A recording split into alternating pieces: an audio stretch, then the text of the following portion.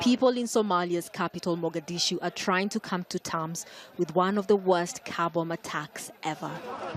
A truck bomb exploded outside a hotel at an intersection lined with government offices, restaurants and shops.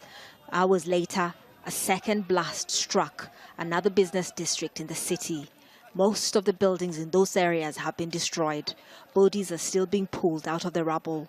President Mohamed Abdullahi Farmajo visited the scene. His government has declared 3 days of mourning.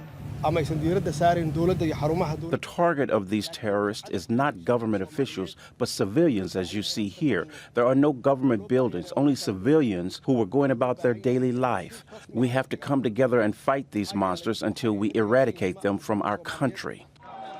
Speaking to Al Jazeera, the United Nations Deputy Special Envoy to Somalia said despite such attacks, the security situation around the country has improved. Great efforts have been made by the government to particularly secure Mogadishu city, but also other areas in the country.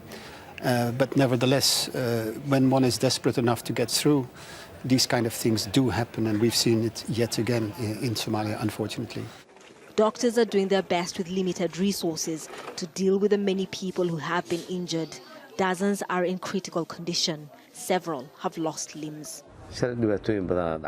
What happened yesterday was incredible. I have never seen such a thing before, and the death toll is uncountable. Corpses were burnt and no one could recognize them. Attacks on soft targets like markets and restaurants have become common in Somalia. What sets this one apart is just how large it was and the devastation it has caused. Right now, people are in shock. Hospital supplies like blood are urgently needed.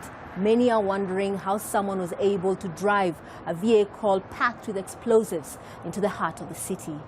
Catherine Soy, Al Jazeera, Nairobi, Kenya.